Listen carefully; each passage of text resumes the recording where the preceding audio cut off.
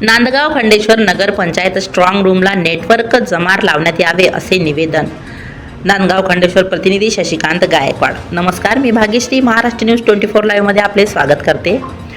दिनांक 5 डिसेंबर 2025 रोजी 2 डिसेंबरला झालेली नगरपंचायत सार्वजनिक निवडणूक शांततेने पार पडली असता निवडणुकीचा निकाल 3 डिसेंबरला होता. पण कोर्टाच्या निर्णयामुळे निकाल तारीख वाढवून 21 डिसेंबर रोजी करण्यात आली.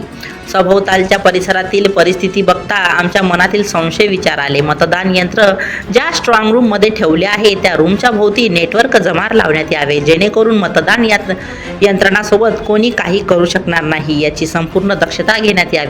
पक्ष कार्यकर्त्यांना स्ट्रॉंग रूमच्या परिसरात येण्यास परवानगी देण्यात यावी व त्यांना ओळखपत्र देण्यात यावे, जेणेकरून त्यांना स्ट्रॉंग रूम परिसरात पहारा करता येईल, असे निवेदन भारताचे कम्युनिस्ट मार्क्सवादी पक्षाचे माननीय श्याम शिंदे तालुका सचिव व इतर कार्यकर्त्यांच्या माध्यमातून देण्यात आले. महाराष्ट्र न्यूज 24 लाईव्ह प्रतिनिधी शशिकांत गायकवाड तसेच मी भाग्यश्री यांच्यासह आपली रजा घेते. भेटूया पुढील बातमी सत्रात. नमस्कार. स्ट्रॉंग रूमच्या बाहेर जॅमर लावलेच पाहिजे. 100 मीटर दायऱ्यातील नेटवर्क जॅमर लावलेच पाहिजे. स्ट्रॉंग रूमच्या बाहेर जॅमर लावलेच पाहिजे. आज आम्ही नांदगाव खंडेश्वर तहसील कार्यालयात येथे मार्क्सवादी कम्युनिस्ट पक्षाच्या वतीने निवेदन सादर केले आहे. माननीय तहसीलदार निवडणूक आयोग यांना आम्ही निवेदन देत त्याच्यामध्ये मागणी केली आहे की जी निवडणूक प्रक्रिया नांदगाव शहरामध्ये नगरपंचायत मार्फत झालेली आहे त्या निवडणूक प्रक्रियेचा निकाल 3 तारखेला लागणार होता.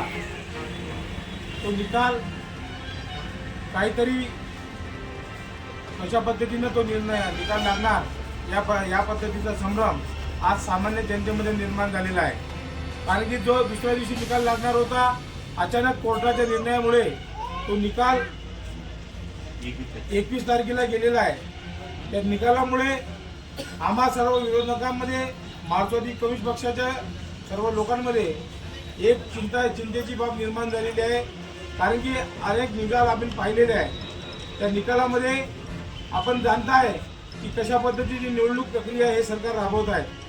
आज कोर्टाचा आड घेऊन हा निकाल त्यांच्या बाजूने वळवायचा आहे की नाही, हा त्यांचं एक ठरलेलं नियोजन असू शकतात. निकाल लावायचा की लावून घ्यायचा हा सुद्धा जनतेमध्ये एक सूर आहे.